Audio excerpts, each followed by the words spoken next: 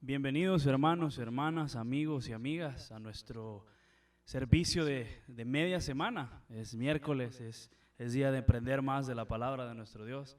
Bienvenidos sean todos a nuestro estudio. Este día vamos a estar siguiendo con nuestro estudio de Daniel, así que les invitamos a que pongan la mayor atención, que busquen su Biblia, que busquen un lugar cómodo para que podamos aprender más de la palabra de nuestro Dios. Este momento quiero orar, quiero dedicar ese tiempo a nuestro Padre Celestial para que podamos dar inicio. Dios nuestro, Padre eterno, Príncipe de paz, te damos honra y gloria a ti, Dios.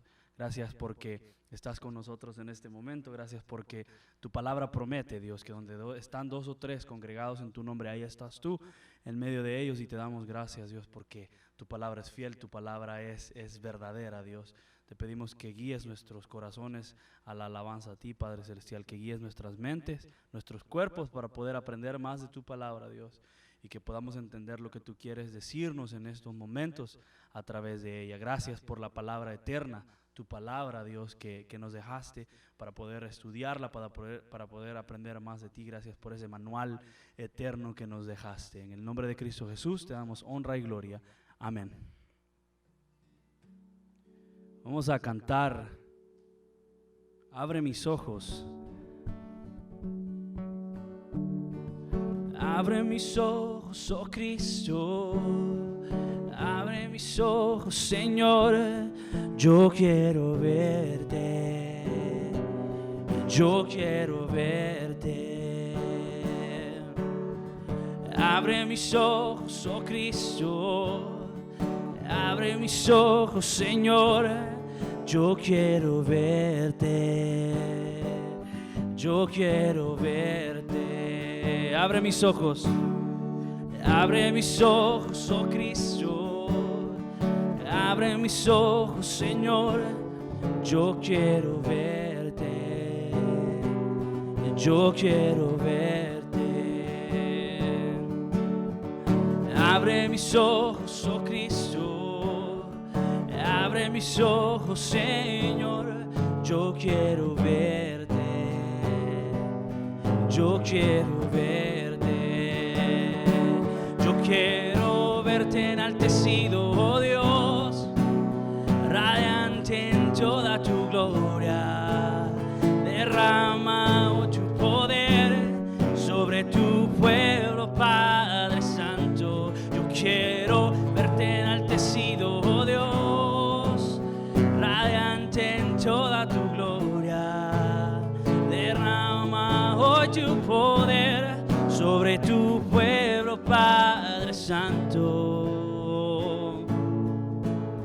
Santo, santo, santo. Santo, santo, santo. Santo, santo, santo. Yo quiero verte. Abre mis ojos, oh Cristo. Abre mis ojos, Señor. Yo quiero verte. Yo quiero verte. Abre mis ojos, oh Cristo. Abre mis ojos, Señor. Yo quiero verte. Yo quiero verte. Yo quiero verte enaltecido, oh Dios, radiante en toda tu gloria. Derrama hoy tu poder sobre tu pueblo, Padre Santo. Yo quiero verte enaltecido, oh Dios, radiante en toda tu gloria. Derrama hoy tu poder sobre tu pueblo, Padre Santo. Santo, santo, santo. Santo, santo, santo. Santo, santo, santo. Yo quiero verte. Santo, santo, santo. Santo, santo, santo. Santo, santo, santo. Yo quiero verte. amén. Nuestro Dios es santo, santo, santo. Y a ese Dios adoramos, glorificamos en este momento. Desde la comodidad de su casa, desde la comodidad de su asiento, ahí donde está, glorificamos a nuestro Dios y nuestro corazón está 100% dispuesto a adorarle a Él. Él nos escucha. Hermanos, hermanas, amigos, es el momento de estudiar la palabra de nuestro Dios en labios de nuestro pastor. Así que quedamos con él para estudiar más el libro de Daniel.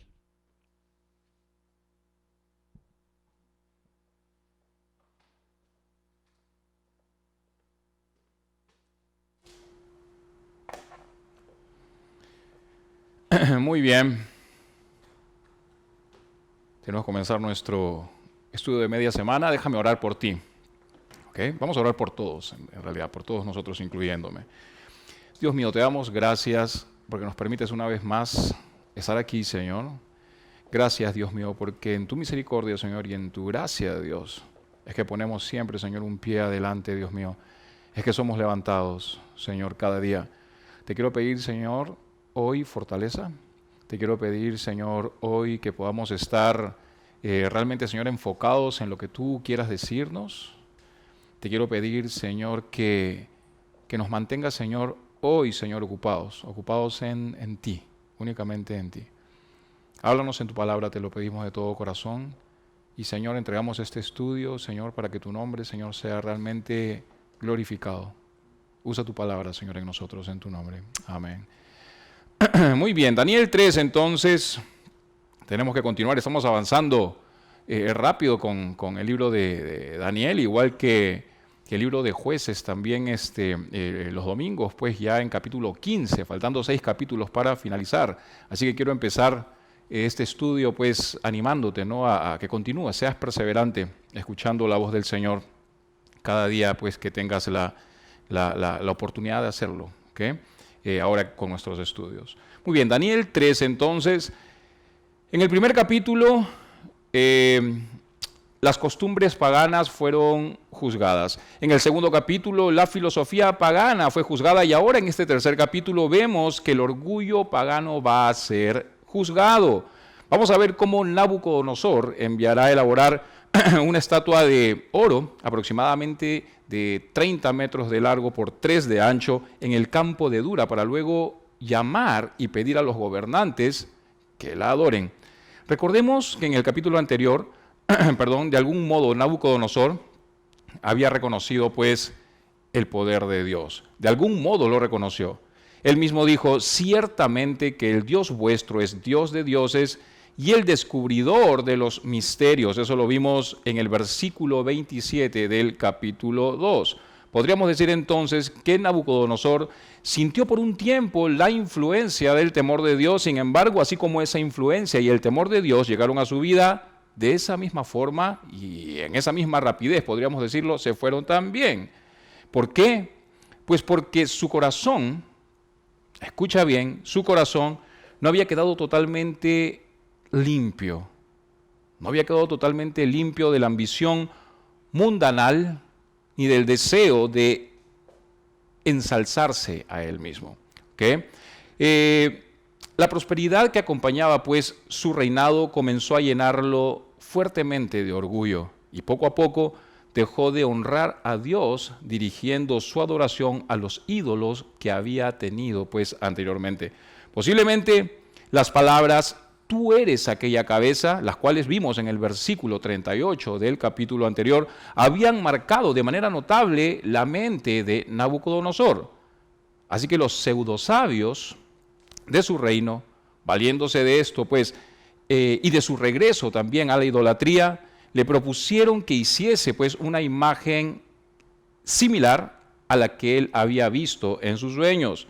Y además le propusieron que la levantase en un lugar en donde todos pudiesen contemplarla. Así que Nabucodonosor decidió ejecutar esa idea. E incluso fue más allá. En vez de reproducir la imagen tal como la había visto, decidió incluso superarla.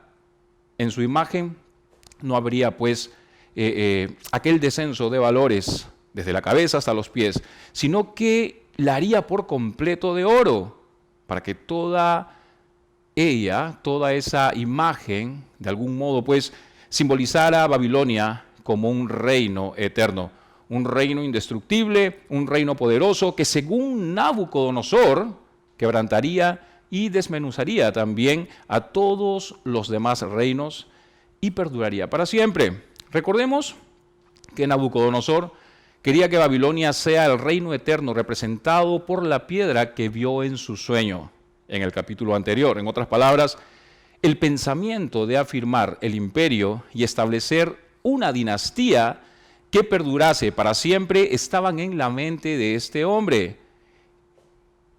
Él se sentía muy atraído pues por el poder. Así que decidió dejar de lado el verdadero significado de su sueño para comenzar a intentar cumplir el deseo de su propio corazón, el deseo de establecer su propio poder, el deseo de establecer supremacía, tratando de resolver por todos los medios disponibles el deseo de ver a Babilonia como suprema y digna en obediencia universal. Así que la interpretación de Daniel iba a ser rechazada. La interpretación de Daniel iba a ser olvidada por Nabucodonosor para ser mal interpretada, con falsedad y mal aplicada también. Y es así como siempre sucede. Y eso es algo que nosotros tenemos que tener siempre en cuenta. Mientras que la verdad pura y clara tiene un gran poder para salvar al hombre, la verdad mezclada con el error es la herramienta más útil que el enemigo, que Satanás, va a usar siempre. El enemigo estaba detrás de la imagen de Babilonia para exaltar a ese propio yo. ¿Y esto por qué? Pues porque exaltando al ser humano estaba de algún modo pretendiendo borrar el mensaje de Dios para el mundo. ¿Y cuál era ese mensaje? Pues que todo reino humano estaba destinado a desaparecer. Así que hay que recordar, desde la caída de Satanás, siempre el enemigo ha querido impedir que la humanidad entienda que todos los reinos humanos están destinados a desaparecer. Vamos a leer los versos 1 al 3 de Daniel. Y dice: el rey Nabucodonosor hizo una estatua de oro cuya altura era de 60 codos y su anchura, dice, de 6 codos.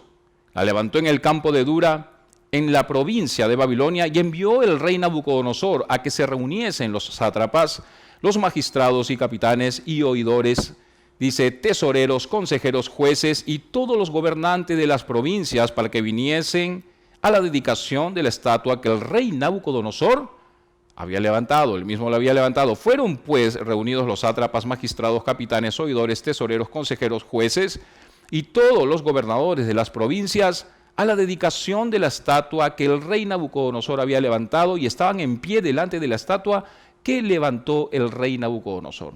Es interesante, ¿no?, lo que nos muestra aquí estos versos. Varias veces se indica, y fue Nabucodonosor quien la levantó, y fue Nabucodonosor quien la levantó. Sátrapa es una palabra persa que significa protector del reino.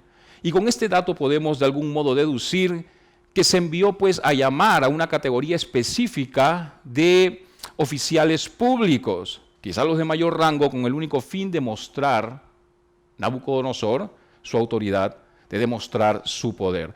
Estamos viendo aquí que se ordenó que todos vinieran a la ceremonia de dedicación, ¿verdad? Recordemos que Nabucodonosor tenía un propósito en esto. Él quería usar esta imagen como una prueba de lealtad. Versículos 4 al 6. Y el pregonero anunciaba en alta voz: mándase a vosotros, oh pueblos, naciones y lenguas, que al oír el son de la bocina, de la flauta, del tamboril, del arpa, del salterio, de la zampoña y de todo instrumento de música, os postréis y adoréis la estatua de oro que el rey Nabucodonosor ha levantado, y cualquiera que no se postre y adore inmediatamente será echado dentro de un horno de fuego ardiendo.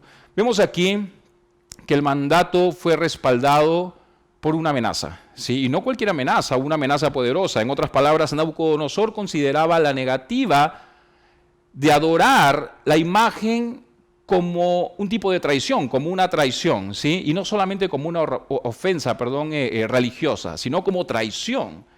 Nabucodonosor, pues, no era un hombre que permitiera que los que quebrantaban la ley se fuesen sin castigo. Existen incluso documentos históricos que hablan de alguien que desacató la ordenanza de Nabucodonosor y fue decapitado. Y luego de ser decapitado mandó a hacer Nabucodonosor una estatua de piedra con la cabeza de este hombre, o de la cabeza de este hombre, con el fin de mostrarla a los demás como un tipo de advertencia. Pensemos entonces la malicia que había en el corazón, el orgullo, el deseo de poder. Versículo 7 dice: por lo cual al oír todos los pueblos el son de la bocina, de la flauta, del tamboril, del arpa, del salterio, de la zampoña y de todo instrumento de música, todos los pueblos, naciones y lenguas se postraron y adoraron la estatua de oro que el rey Nabucodonosor, dice, había levantado. Estamos viendo aquí que había una obediencia inmediata, ¿sí?, al mandato de Nabucodonosor, una obediencia inmediata y total. Versículos 8 al 12 dice: por esto en aquel tiempo algunos varones caldeos vinieron y acusaron maliciosamente a los judíos. Hablaron y dijeron al rey Nabucodonosor: rey, para siempre vive, tú, oh rey, has dado una ley que todo hombre al oír del son de la bocina, de la flauta, del tamboril, del arpa, del salterio, de la zampoña y de todo instrumento de música se postre, dice, y adore la estatua de oro, y el que no se postre, dice, y adore, sea echado dentro de un horno de fuego ardiendo. Dice aquí: hay unos varones judíos, los cuales pusiste sobre los negocios de la provincia de Babilonia, Sadrach, Mesach y Abednego. Estos varones, oh rey, no te han respetado, no adoran tus dioses, ni adoran la estatua de oro que tú has levantado. Estos caldeos tenían una motivación política obvia en contra de los judíos. Recordemos que ellos habían sido engrandecidos a altos puestos junto a Daniel. Eso lo vimos en capítulo 2. Estamos viendo aquí que estos tres varones hebreos debieron saber de algún modo que serían descubiertos, pero aún así obedecieron a Dios en lugar de obedecer al hombre. Versículos 13 al 15 dice: entonces Nabucodonosor dijo con ira y con enojo que trajesen a Sadrach, Mesach y Abednego. Al instante, dice, fueron traídos estos varones delante del rey. Habló Nabucodonosor y les dijo: es verdad, Sadrach, Mesach y Abednego, que vosotros no honráis a mi Dios, ni adoráis la estatua de oro que he levantado. Ahora pues estáis dispuestos para que al oír el son de la bocina, de la flauta, del tamboril, del arpa, del salterio, de la zampoña y de todo instrumento de música, os postréis y adoréis la estatua que he hecho, porque si no la adoraréis, en la misma hora seréis echados en medio de un horno de fuego ardiendo. ¿Y qué Dios, dice, qué Dios será aquel que os libre de mis manos? Nabucodonosor no toleraría el ser desprestigiado, ¿sí?, en una ocasión tan importante para él. En otras palabras, su orgullo le hizo declarar: ustedes no tendrán otros dioses fuera de mí. Una declaración muy fuerte y bastante descuidada. Podríamos decir que tuvo en poco el insultar al Dios verdadero con esta declaración. Versículos 16 al 18. Sadrach, Mesach y Abednego respondieron al rey Nabucodonosor diciendo: no es necesario que te respondamos sobre este asunto. He aquí que nuestro Dios, a quien servimos, puede librarnos del horno de fuego ardiendo, y de tu mano, oh rey, nos librará. Y no, dice, sepas, oh rey, y si no, perdón, sepas, oh rey, que no serviremos a tus dioses, ni tampoco adoraremos la estatua, dice, que has levantado. Estamos viendo aquí que ellos no tenían necesidad de defenderse. La convicción que tenía era tan firme, la convicción que ellos tenían era tan firme que decidieron no inclinarse ante esta imagen. Decidieron no entregar su adoración a un falso Dios. Y con esta decisión estaban mostrando un buen entendimiento hacia el gran poder al Dios verdadero. Incluso ellos sabían que Jehová era capaz de salvarlos del horno de fuego. Ellos sabían del poder de Dios, pero también sabían que debían hacer pues lo correcto, aun cuando Dios no hiciera exactamente lo que ellos esperaban. ellos sabían que tenían que hacer lo correcto. En otras palabras, ellos no dudaron en la habilidad de Dios, pero tampoco presumieron en conocer la voluntad de Dios. Simplemente lo que ellos hicieron fue rendirse ante Dios, esperando su perfecta voluntad. Recordemos que anteriormente estos hombres permanecieron firmes cuando fueron retados a comer de la porción impura y fueron pues testigos de cómo Dios bendijo su obediencia. Así que tenían fundamento. Posiblemente eso les dio la valentía para permanecer en este momento firmes en medio de una situación difícil. Versículos 19 al 23 dice: entonces Nabucodonosor se llenó, dice, de ira y se demudó el aspecto de su rostro contra Sadrac, Mesac y Abednego y ordenó que el horno se calentase 7 veces más de lo acostumbrado y mandó a hombres muy vigorosos que tenían su ejército que atasen a Sadrac, Mesac y Abednego para echarlos en el horno de fuego ardiendo. Entonces estos varones fueron atados con sus mantos, sus calzas, sus turbantes y sus vestidos, y fueron echados dentro del horno de fuego ardiendo. Y como la orden del rey era apremiante, y lo habían calentado mucho, la llama del fuego mató a aquellos que habían alzado a Sadrac, Mesac y Abednego, y estos 3 varones, Sadrac, Mesac y Abednego, cayeron atados dentro del horno de fuego ardiendo. Estamos viendo aquí que a pesar de la intimidación, se mantuvieron firmes en su fe, en su confesión de fe. En algún momento fue Spurgeon incluso quien describió lo terrible que es perder el valor, y lo describió de la siguiente manera. Voy a leértelo. Escucha. Esto lo escribió Spurgeon. Dice: recuerden también que al ceder hacia el temor, te degradas a ti mismo. Llegará un día que el hombre que estaba de Cristo sentirá vergüenza de sí mismo. Se preguntará dónde puede esconder su culpable cabeza. Mírale, ahí está, el traidor que negó a su Señor. Cristo fue escupido y clavado en la cruz. Y este hombre tuvo temor de deberle para ganarse la sonrisa de una criada absurda, para escapar las burlas de un compañero grosero, para ganarse unas pocas piezas de plata, para pararse con respeto entre sus prójimos. Él le dio la espalda a su Redentor y vendió a su Señor. Y ahora, ¿qué se puede decir de él? ¿Quién le puede excusar? Los ángeles le esquivan como un hombre que tuvo vergüenza del Señor de gloria. Él está vestido de vergüenza y de desprecio eterno.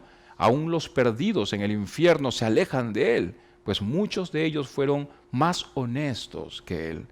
Hay un hombre como tal delante de mí. Yo lo convoco en el nombre de Dios vivo para que responda por su cobardía, que pase hacia enfrente y tome su crimen y humildemente busque perdón en las manos del Salvador de gracia. Eso lo escribió Spurgeon. La vergüenza, ¿verdad? La traición. Versículos 24 y 25. Dice: entonces el rey Nabucodonosor se espantó y se levantó apresuradamente y dijo, dice, a los de su consejo: ¿no echaron a 3 varones atados dentro del fuego? Y ellos respondieron al rey: es verdad, oh rey. Y él dijo: he aquí yo veo 4 varones sueltos, que se pasean en medio del fuego sin sufrir ningún daño. Y el aspecto del cuarto es semejante a hijo de los dioses. La Septuaginta dice en Daniel 3:24 que la atención de Nabucodonosor fue tomada cuando escuchó a los hombres cantando alabanzas en medio del horno. Así que posiblemente, mientras él se alejaba con una mirada de satisfacción en su rostro, comenzó de pronto a escuchar cantos que venían del horno. Y eso trae a mi memoria a Pablo y a Silas cantando en la cárcel de Filipo, en el relato de Hechos 16, versículos 25 en adelante. Ahora Nabucodonosor nos dice de algún modo quién era esa cuarta persona. Él dice el hijo de los dioses aquí. Así que se cree que este cuarto hombre dentro del horno de fuego pudo haber sido Jesucristo mismo. trayendo una vez más a Spurgeon, él en algún momento indicó que el pueblo de Dios pasa por el horno de continuo, pasa por el horno continuamente. Y él describe 3 tipos de horno. El horno que el hombre prepara con sus propias acciones, cayendo en pecado por su propia concupiscencia. El horno que Satanás prepara enviando sus dardos de fuego para atacarnos. Y el horno que Dios prepara, o las pruebas que Dios pone en nuestro camino para fortalecernos. Sea cual sea el caso, necesitamos entender que Cristo siempre está allí con nosotros para darnos victoria, para cubrirnos de ese fuego ardiente. Recordemos que el poder de Dios, a través de su Espíritu en nosotros, puede apartarnos de una tentación. Entendamos que cuando recibimos de su Espíritu, recibimos también el dominio propio. Tenemos que tener muy presente que Dios nos puede librar de un ataque. Además, puede milagrosamente sostenernos y darnos fuerzas en medio de la prueba también. Estas son las últimas palabras, escucha, de un mártir inglés mientras estaba siendo quemado por mantenerse firme en sus convicciones. Él dijo lo siguiente: oh ustedes papistas, miren, pues buscan milagros, ahora ustedes pueden ver un milagro, pues en este fuego no siento más dolor que como si estuviera en el lecho de muerte, pero es para mí como un lecho de rosas. ¡Wow! Versículos 26 al 27. Entonces Nabucodonosor se acercó a la puerta del horno de fuego ardiendo y dijo: Sadrach, Mesach y Abednego, siervos del Dios Altísimo, salid y venid. Entonces Sadrach, Mesach y Abednego salieron de en medio del fuego y se juntaron los sátrapas, los gobernadores, los capitanes y los consejeros del rey para mirar a estos varones, como el fuego no había tenido poder alguno sobre sus cuerpos. Ni aun el cabello de sus cabezas se había quemado, sus ropas estaban intactas y ni siquiera olor de fuego tenían. Primeramente observemos que antes de que ellos salieran del horno, Nabucodonosor ya había reconocido que estos varones servían al verdadero Dios Altísimo. Estamos viendo que la prueba no tuvo poder alguno sobre estos hombres porque ellos estaban totalmente sometidos al poder y la voluntad de Dios, y eso lo dijimos anteriormente. Podríamos decir entonces que antes del tiempo de Jesús, ellos sabían la verdad de la promesa de Jesús, aquella que dice: en el mundo tendréis aflicción, pero confiad, confiad, yo he vencido al mundo. Eso lo vemos en Juan 16, versículo 33. Leamos el verso 28. Entonces Nabucodonosor dijo: bendito sea el Dios de ellos, de Sadrach, Mesach y Abednego, que envió su ángel y libró a sus siervos que confiaron en él y que no cumplieron el edicto del rey, que entregaron sus cuerpos antes que servir y adorar a otro Dios que es su Dios. Estamos viendo aquí entonces que una vez más Nabucodonosor le dio la gloria a Dios.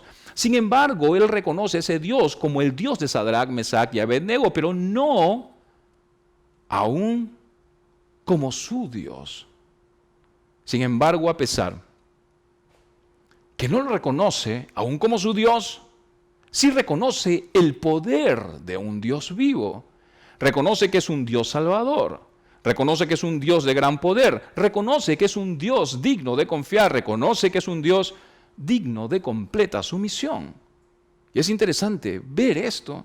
Es interesante notar, pues, que Nabucodonosor sabía mucho acerca de Dios en un sentido, pero él aún no lo conocía personalmente. Me pregunto yo, ¿cuántos hoy en día viven de la misma manera? Conociendo mucho de Dios, pero no teniendo una relación real con Él. Ahora, con respecto a Sadrach, Mesach y Abednego, podemos ver que ellos se rindieron completamente hacia el Dios verdadero. Se rindieron en cuerpo, se rindieron en alma y espíritu. Y este era el tipo de sujeción de la cual Pablo escribió en Romanos 12:1. Dice Romanos 12:1, presentéis vuestros cuerpos en sacrificio vivo, santo, agradable a Dios, que es vuestro culto racional. Podríamos decir entonces que todo este hecho es una poderosa ilustración del principio de Romanos 12:1. Así que como cristianos debemos resistir, someternos al pecado, siempre persiguiendo el ideal de Dios. Si lo hacemos, entonces cumpliremos el principio de Romanos 12:2, en donde dice, no os conforméis a este siglo, sino transformaos por medio de la renovación de vuestro entendimiento, para que comprobéis cuál sea la buena voluntad de Dios, agradable y perfecta. Y para culminar, el verso 29 dice, por lo tanto decreto que todo pueblo, nación o lengua que dijere blasfemia contra el Dios de Sadrach, Mesach y Abednego, sea descuartizado, dice, y su casa convertida en muladar, por cuanto no hay Dios que pueda librar como éste. Entonces el rey engrandeció a Sadrach, Mesach y Abednego en la provincia, dice, de Babilonia. Los tres varones aquí, hebreos, no pudieron, o mejor dicho, no obligaron, ni tampoco sugirieron a Nabucodonosor que haga este decreto. E incluso probablemente no querrían que lo hiciera, teniendo en cuenta que ellos sabían que una adoración forzada no era buena. Sin embargo, en ignorancia de esa verdad, Nabucodonosor promulgó ese decreto a raíz del testimonio de los siervos de Dios. Quiero que entiendas cuán importante es nuestro testimonio en este mundo.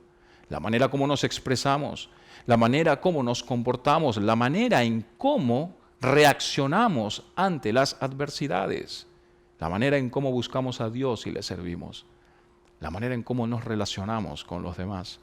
Segunda de Corintios 3, 2 al 3 dice lo siguiente: nuestras cartas sois vosotros, escritas en nuestros corazones, conocidas y leídas por todos los hombres, siendo manifiesto que sois carta de Cristo, expedida por nosotros, escrita no con tinta, sino con el Espíritu del Dios vivo, no en tablas de piedra, sino en tablas de carne del corazón.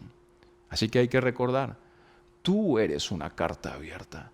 Tú eres una carta abierta en representación de Cristo para la gente que te rodea y para el mundo. La gente está cansada de escuchar Jesús te ama. Lo que la gente quiere ver es a Cristo mismo, a Jesús mismo, a través de ti, a través de tu propia vida. Recuerda, tu testimonio es muy importante. Muchas veces has escuchado decir, ¿verdad? Lleva el Evangelio y cuando puedas usa palabras. Pues sí, el Evangelio está marcado en ti, en tu testimonio. ¿Eres realmente un representante de Cristo? Piénsalo. Vamos a orar. Señor, te damos gracias, Dios mío, por tu palabra. Te amamos de todo corazón, Señor. Si te hemos fallado, perdónanos, Señor, y danos un nuevo comienzo. Te alabamos, loamos tu nombre y dejamos este tiempo con el único propósito de glorificarte. En tu nombre, Cristo Jesús. Amén.